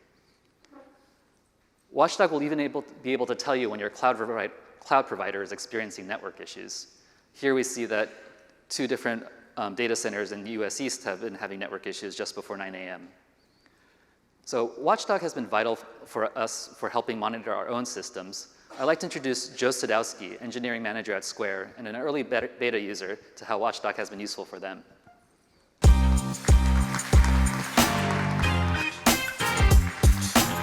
Cool, thanks Homin. So at Square, we primarily use Datadog to monitor Caviar, which is our food delivery business. So those of you unfamiliar with Caviar, it basically works like this. Diners order food online. We tell the restaurant what to make. We dispatch a courier. Courier goes, picks up the food, brings it to you, and everybody has a great meal. Wait, there we go. So the technology behind this is basically an iOS app, an Android app, and a web app for diners to place the order. Couriers have an iOS or Android app that they use to get orders, get to the right restaurant, and get your food to you. And in the restaurant, we have an iPad that's running an iOS app. And then we have a whole bunch of internal tools that are basically helping us manage all of this. Altogether, there's 30-something services and thousands of endpoints. As you can imagine, it's all pretty hard to monitor. There's a lot of moving pieces. And that's why we're really excited about Watchdog, because it's monitoring all of this in the background for us and letting us know when there's problems. So, for example, on Tuesday, June 16th at around 7:30 a.m., our pager went off. And it showed us that one of our services, the one that takes most of the orders from our diners, was failing. Here it's, I think, a 1% error rate on the overall service. Right? So first thing that we did, we popped up Datadog, and the first thing we see is this bit about Watchdog at the bottom showing us that, hey, there's this endpoint, it's the home controller index method, and that is totally crashing at like a 90-something% error rate. Probably an issue. So we click in, and we, sure enough, Watchdog shows us that increased error rate, we're still getting traffic to the endpoint, but then at the bottom, it's got this awesome call out of a stack trace that's common across all of the errors. And here you can see that service region URL name is being passed as new space York. It's actually being passed into a Rails like generator, and it's not able to find the route. Somebody had accidentally changed it from new dash York to new space York. The space was breaking it. Went into the database, fixed it, and then everything is back to normal. So pretty cool. Watchdog noticed that there was a problem. It identified exactly where the problem was with the endpoint, and it picked up the common stack trace, allowing us to know why it was broken and fix it quickly. So to me, that's awesome. Basically, Watchdog is giving us faster incident response. It's showing us where the problems are in our system that we wouldn't have otherwise seen. And it's showing us like where other impacts throughout the system. Overall, it's pretty great to use, and it's allowing us to essentially deliver a better better level of service to our customers. And with that, I'm going to hand it back to Homin. Thanks.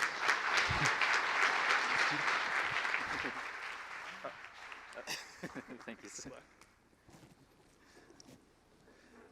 Thanks so much, Joe.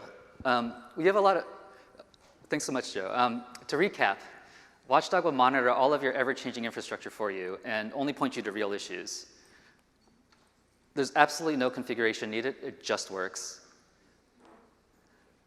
And I'm extremely excited to announce that it's generally available today, starting with all of our APM customers. Let me turn it back to Alexis. Thanks. And thank you, Ashley, Willie, and Joe, for giving us such a great overview of Service Map and Watchdog. These are, I think, fine examples of the kind of feature we want to keep building with all of you in the future. And now to bookend this morning's keynotes, it is an honor for me to introduce someone who's been entrusted with safe operations in one of the most complex and one of the least forgiving environments known to humanity, space. Our next speaker has supported 23 missions of the International Space Station and the Space Shuttle as flight director at NASA. In doing so, he's amassed a deep and remarkable experience with leading teams through tough and complex situations that luckily few of us will ever have to face. I mean, they make movies out of his day-to-day in the office. So he's going to talk to us. We're really lucky to have him. He's going to talk to us about leading postmortems at NASA. Ladies and gentlemen, please welcome Paul Hill to the stage.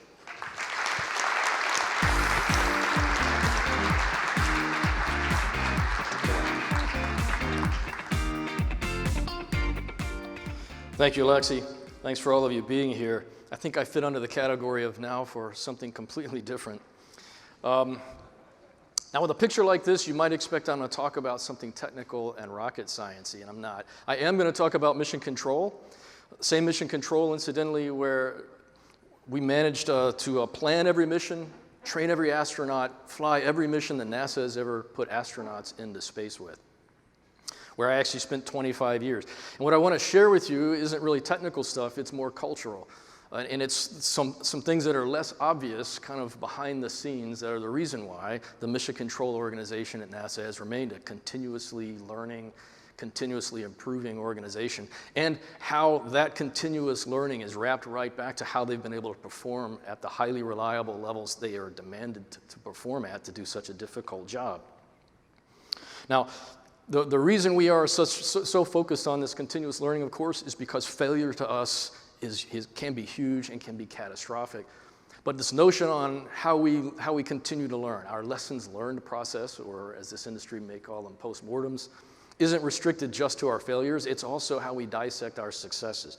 But to give you an understanding of what failure means to us, I have two quotes that I'll review with you. One of them from this fellow, Thomas Edison, who, after he was famous for doing a number of things, including inventing the light bulb, he said, "I have not failed 700 times. I've succeeded in proving 700 ways how not to build a light bulb." Now, the Thomas Edison that said this wasn't the one that you see in the picture here. He wasn't the guy who was still trying to make a name for himself, still working to put food on the table, still trying to become wealthy. It was this Thomas Edison, who years later, after having already been credited with all kinds of inventions, had already become a wealthy man, in today's dollars worth about $200 million, whose closest friend was none other than Henry Ford, one of the single richest men that's ever lived in history. It's also after J.P. Morgan had already funded transitioning his lab, Menlo Park, into the first ever industrial research lab. You could make a really good case that this Thomas Edison could afford to fail 700 times. In fact, sometimes when you see this quote, it says 10,000, which even better makes the case. So, one of those notions that has come in vogue in the last 10 years is we should fail. We should fail often. We shouldn't be afraid to fail, because eventually we're going to find that nugget. We're going to find that light bulb. Well, Edison, Ford, J.P. Morgan, they could afford to fail 10,000 or even just 700 times.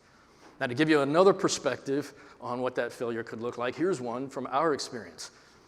The guy you see in this picture is Gene Kranz, one of the very first flight directors ever, flight director that's featured in the movie Apollo 13, played by Ed Harris, the fellow with the white vest. The quote that's attributed to him is, "Failure is not an option." He said so in the movie. Now, in real life, Gene Kranz didn't really say that. However, it accurately reflects his attitude, both then and today. It accurately reflects the attitude that he imbued into the organization as he left his fingerprints all over the way Mission Control does their job, even today. And it makes sense that failure is not an option. In our business, when we're managing energies like this, where it takes millions of pounds of fire to throw things into the sky, and anything we put in orbit has to travel over 17,000 miles an hour. And when it gets there, all that energy from all that fire is still in the system, all the way until we bring them back down to the ground and they've come to rest. And while we're doing it, those are friends of ours sitting in that spacecraft on top of the rocket. So we're not just putting something up into space. There is no, you have to crack a few eggs to make this work.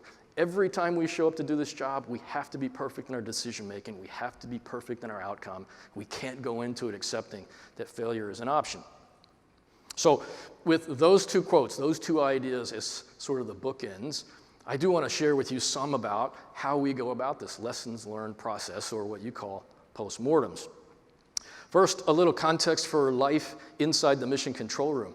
This picture is inside the Space Shuttle mission control room, not quite 2 years after the Columbia accident, as we were first starting to train again to get ready to fly after that accident. In fact, in this case, we are practicing a rendezvous where we fly shuttle up to and then dock to the International Space Station. Everybody that you see in the room there is some expert on some part of the spacecraft or some technical discipline.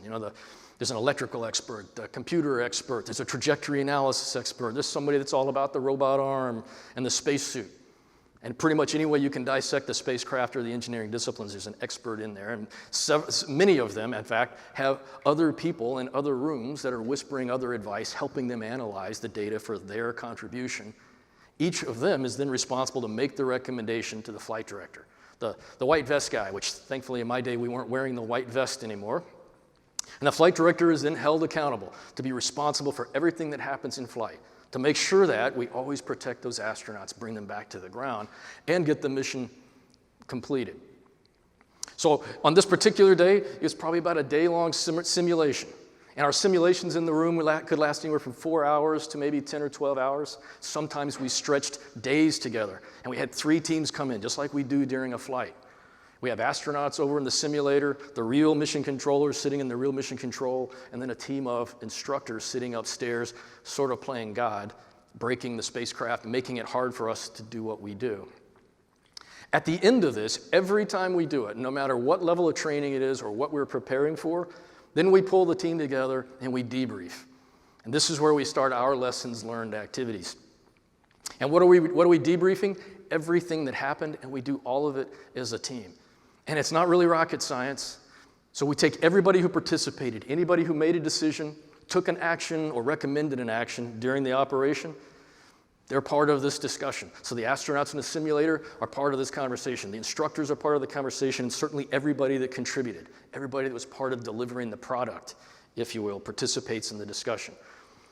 Oftentimes, it's not any more complicated than the flight director just going around the room, starting in the front. What did you see? And what do we want to talk about? What went well? Well, we saw these events. We had these failures. We responded by the procedure right out of the book. We really didn't learn anything, but we did validate the procedures are in good shape, the plan's in good shape, the software is all still working great. We're ready to fly. Just as importantly, maybe even more importantly, we want to talk about, well, what didn't go well and why didn't it go well? This is where we would hear flight controllers say, well, I missed a call. It's my fault. Here's how it happened. We had a number of failures, and we were chasing those failures. And while we were chasing those failures and how our system affected the other systems and vice versa, we missed the fact that one of the computers had a card go down, and some of the data we were basing our decision-making was no longer real-time data.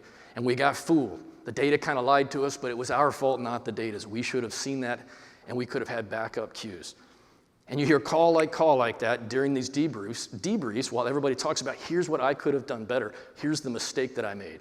I got 2 digits inverted on a command and completely screwed it up. Here's how that happened. Here's what I should have done that would have prevented it from happening. Even as the leader, it was more than once, I would say it wasn't unusual, but it was more than once at least, that as the flight director, I would start the debriefing with, okay, this one was rough, folks. This one's on me. I know I gave this direction early on and set us off down the wrong path. As we go around the room, I want to hear from any of you that contributed to problems that you saw in how we proceeded and could have gotten in our way and kept us from being successful. Now, the other thing we talk about is where did we get lucky? So something happened that we didn't respond to and do the right thing, but it didn't matter. We docked, or whatever our mission was. We got it done. We want to talk about those things too. That might be something like we got in close and one of our backup rendezvous sensors, the things like a radar or a laser that we use to measure how close we are to the space station, how fast we're approaching the space station. One of the backups goes down, we didn't see it. Ended up not being a big deal because the primary sensor kept working. No harm done. What would I expect? The system experts whose job it is to manage those systems to tell us in the debriefing, hey, we got lucky, we saw a backup go down, here's how we missed it, and we shouldn't have. If we had had the primary go down when we were in close, we would have had to abort the docking, or we likely would have bounced off, which, by the way, is not good when you're trying to dock. And then when we finish those discussions, what do we still need to work on? What procedures do we need to change? What part of the plan? What part of the software? Which parts of maybe just knocking the rust off on how we are working together as a team, but which things got in our way, what do we need to work on? And based on the answers to all those questions, who now has the onus on the team to pull together that response? Because we don't want to just make the observation and leave it out there. We need one of those experts or multiples of them to go put their heads together and then come back and tell us, here's how we're now going to respond and fix that. So the next time we train, the next time we fly, we don't see that problem again. Throughout all of it, the focus is on the team being better the next time we show up. The focus is on us being more successful at what we are delivering in the product. In our case, protecting the astronauts, protecting the spacecraft, and then getting the mission accomplished. But it's all about getting better. It isn't focused on how do we find the Nimrod that made that mistake and punish that person, nail them to the wall so everyone knows never make mistakes. It's all about making sure that we get everything out there so that we learn as a team and keep getting better. There's 4 keys to doing this well that we have actually turned into a science, if not an art form, in mission control. The first one is we're all in. The whole team participates. Every time we debrief anything we do, everybody that participated in the operation has to be part of the discussion, has to be part of the lessons learned. There's also strong alignment to what we exist as a team to do. So that primary purpose of protecting astronauts and the spacecraft and then accomplishing the mission supersedes everything else. It's more than just how good each one of us is at what we do, because no matter how good I am at what I do, if somebody else makes a fatal decision, then we can't succeed. We hurt the customer. In this case, we hurt the customer in a real way. Part of this also means we have to be willing to pass judgment and we have to be willing to accept judgment. As the leader, I have to be willing to say, wow, of all the simulations I've ever led, this one was terrible. We have to be better than this. This isn't up to any of our standards, whether it was my fault or other parts of the team's. Let's talk about those things. And by the way, let's not shy away from accepting, yeah, this one's on me. Here's how I made this decision. Here's how, maybe as the leader, I intimidated some flight controller from telling me what I wanted to hear. And then lastly, all cards have to be on the table. We have to be fully transparent. Otherwise, we risk not actually learning the things that we needed to learn. In fact, we risk something we call negative training, where we reinforce something must have been okay because we didn't talk about it, when in fact we just didn't get it on the table and we should have talked about it. And then lastly, we report out. Now, honestly, when we do these training runs, reporting out usually doesn't mean anything more than we tell each other, or maybe we tell the other people who are going to work this mission with us. Every now and then we'll see something in training that raises a flag and we'll say, hey, we haven't made this kind of mistake in a while. This is not a good indicator. Let's get that word out to our management team. Let's alert the rest of our ops community to be concerned about this. So this takes us to real flight operations. This happens to be a picture in the back of that same room, the Space Shuttle Flight Control Room. This one is during the actual flight, first time we flew after the Columbia accident, about 23 minutes before we docking. So just coincidentally, I picked out a picture that was from the same time frame as that picture before, which by the way is maybe not as cool to any of you as it is to me. Now, we have a mantra in the mission control world that is plan the way, or train the way you fly the way you train.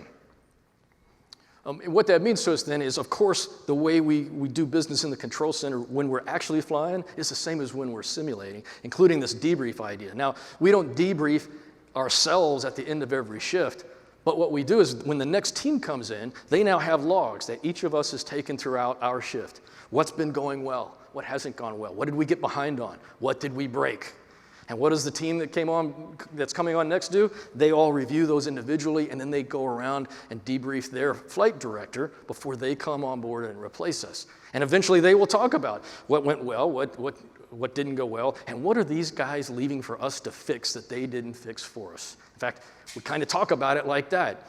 And for those of us that are leaving, it rolls right off our back, because that's what we need them to do, because we're all in, and we know that we broke this. We told them that we broke this, and we need them to fix it, so when we show up tomorrow, we can just hit the ground running and make sure that we're gonna succeed in this mission.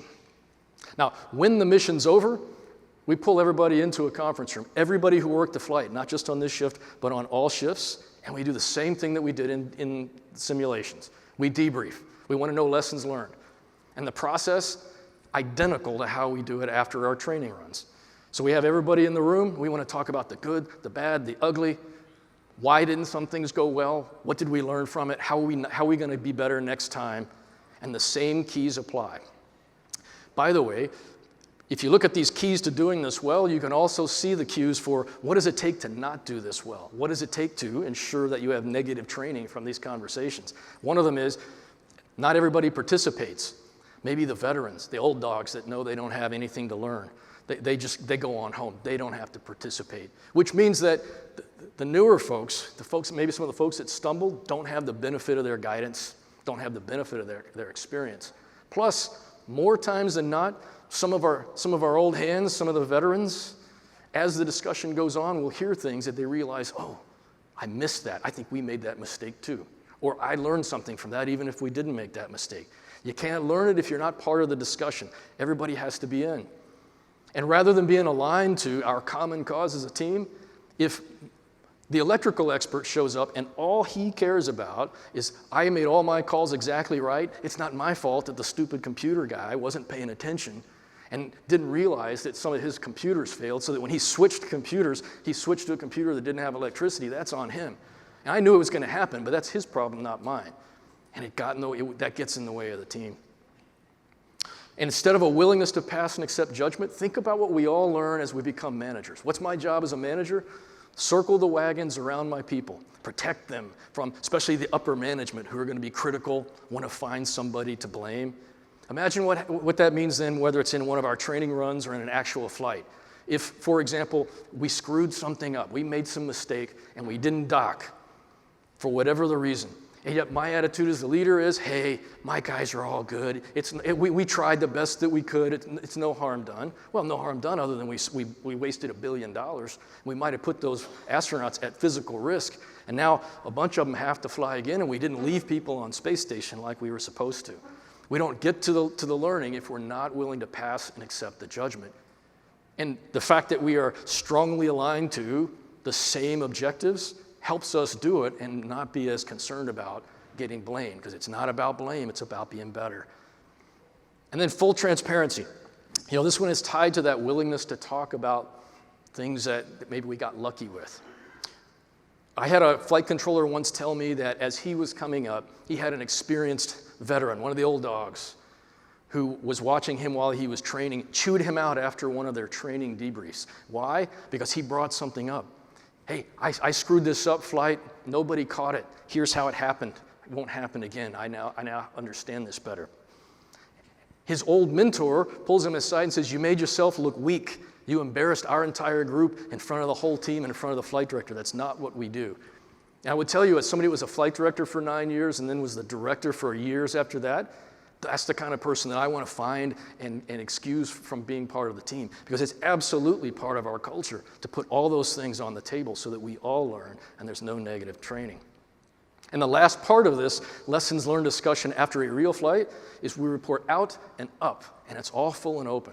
And when I say out and up, I don't mean just to the people who work the flight or the other operators. I mean our entire operations community and our entire management chain all the way up.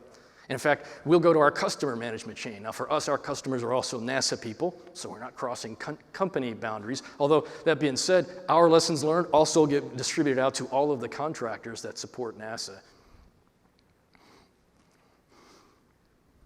Now, when we do these lessons learned, we do it in this conference room, which I admit is kind of a fuzzy photograph, but it reminds me of a question that I was asked a couple of weeks ago about these lessons learned discussions, and in particular, who is allowed to attend or who is allowed to participate.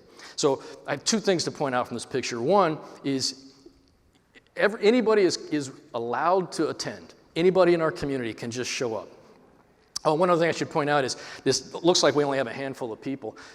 It's an unfortunate positioning of the camera. You can see less than a fourth of the people that are there. I say that just as a reminder that everybody that worked the flight is in that room somewhere. You just can't see most of those folks. But there's a lot of other people because anybody in our community is allowed to be there. The people who are required to be there are all of those people who participated in the team and were part of the operation. And the other thing I will point out from the picture is you can tell that I am turned away from the table and I'm no longer talking to the leads or the big dogs who pulled the mission together. I'm now talking to somebody in the peanut gallery who has, well, we call it the peanut gallery, by the way, who has either asked a question or made some point. And we are now talking about, now what does that mean to us? Whether they were saying, hey, I think you guys are being too easy, or you didn't talk about something, or maybe they're just answering a technical issue. Anybody can attend. Anybody can participate, but everybody that contributed has to be there to participate. When we're finished, then the leader puts all that together in a report, and as I said, they send it up and out. But then we also convene the senior managers, where the leader goes through, here are all those top-level lessons learned, the good, the bad, and the ugly, in conference rooms that look like this one. And again, just because of the camera angle, you can see only a fraction of the people. And the reason I tell you that is, again, many of those people that participated on the ops team are scattered throughout the audience, even when we're talking to the upper management. Because again, anybody can attend, anybody can participate. And as the managers start asking hard questions, it's not unusual for the leader to sit back and say, well, you know, my life support expert is over here. Let her come up here and answer this because she's way smarter than I am on this, and maybe we'll both learn something. Which brings me to my last example of postmortems where our lessons learned focus. In this case, an actual postmortem. So this is me and a fellow named Doug White as we were each testifying at the presidentially appointed Accident Investigation Board after the Columbia accident, both talking about the current status of different teams he and I were leading as part of NASA's investigation. Now, after an accident like this, of course, we do the same thing. There we go. I thought I was having a failure there.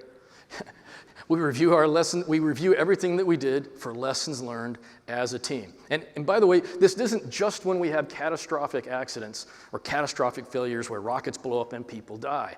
It's when we have some significant event that is so outside of our experience base. So we had damage, we had significant loss of money, we had risk to our people, something that is not normal even for a business where we frequently will have components fail or things like that. Any of those things we treat just like this. But we also approach them the same way we do those debriefings, the lessons learned discussions after a simulation or after a flight that landed successfully. And that is, we want to know what happened, how did it happen, and how do we keep that from happening again. And specifically, we want to know the root cause. We don't just want to know, well, we had this computer fail and that caused everything else to come apart. Well, what caused it? Did we have a manufacturing problem? Did we have an installation problem? Software problem? Did the astronauts throw the wrong switch? Did the mission control send the wrong command? What caused that ultimate problem and what caused that? How did we not catch that? Did we have a process escape? So was there some quality process that was intended to catch whatever this root cause was and didn't? How did that happen? Or even worse, our quality process did catch it. We have paper that shows it, and we didn't take the corrective action. How the hell did that happen? And then what could we do, what should we do next time? What could we have done this time that would have led to a better outcome? that would have been less catastrophic or a lower or less severe kind of failure? And then what do we need to change? Throughout all of this, again, it's all about lessons learned. It's all about how we keep this from happening again. But not just this particular failure. We call that fighting the last battle. And anybody that fights the same battle over and over can win it every time they fight it after that first time. What we want to know is, based on what we learned from this occasion, the lessons learned today, how can we apply that to other similar risks and get out in front of those and do a better job mitigating those risks and making sure we're successful if we're presented with those problems? And the keys to doing this well, even after a catastrophic failure, are exactly the same. Everyone's in, everyone's aligned to what we exist to do. Everybody's willing to pass and accept judgment, and we have to have full transparency. And again, when we finish, we report out and we report up, and it has to be full and open. One thing that's interesting about the up part, sometimes you're not actually reporting up after a significant failure. Depending on how high the failure is, we'll get somebody from outside of the operations community, maybe even all the way outside of NASA, to lead the investigation because it artificially enhances that transparency, that sense that we aren't hiding anything, we're not being defensive, we are going to get to the bottom of this. We are going to learn and be better the next time. So today's mission control sits at the end of almost 60 years worth of incredible performance. And they are as good today as they ever were on their best day. I don't care when that was, shuttle time frame, Apollo time frame. The folks that are there are miraculous at what they do. A significant, and as I said when I started, a less obvious part of why they're so good at what they do is this focus on lessons learned, or as you call them, postmortems. And that focus is part of the culture. And it's a part of the culture, and it's an attitude that can be applied in an industry, including yours. And like so much of our culture, it ain't rocket science. It just means you have to be willing, not just willing, you actually have to engage and review every operation, every delivery, the good ones, the ones you stumble on, and the bad ones, the failures. And when you do, keep the focus on making the team better, making sure you're more successful next time than you were this time. And by the way, sometimes do you have somebody that, in fact, things point back to and say, we now have a problem with this person? Maybe. Usually that involves somebody who wasn't aligned and wasn't doing what needed to be done, not somebody who made a mistake. More than 99 times out of 10, there's some part of how we are doing things that we can now tighten up and we can be better as a team. And the keys to doing that in any industry are these same 4 things.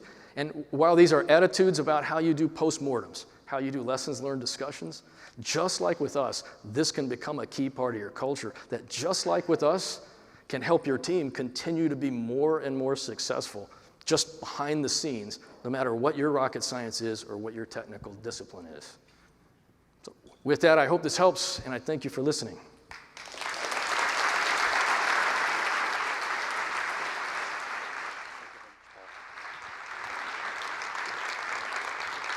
Thank you so much, Paul. It's great to have you share such an inspiring experience and such useful insights with the rest of our community. I think, and I want to thank him to really help get our industry to the next level. Now, let's do a quick recap. I wanted to really go through quickly what we announced today. We talked about logging without limits, trace search and analytics, distribution metrics, service maps, and Watchdog. And today, I really hope you enjoyed the speakers, the great speakers we had on stage: James, Hemant, Deepak, Willie, Joe, and Paul. They're really great speakers. I know I really enjoyed listening to them, so I hope that feeling is shared. In a few moments, I'm going to invite to the stage Ilan Rabinovich, who's going to talk to you about what the rest of the day looks like. But before I do that, it's been a great pleasure to have all of you with us this morning. And I really want to thank you and have fun. Thank you.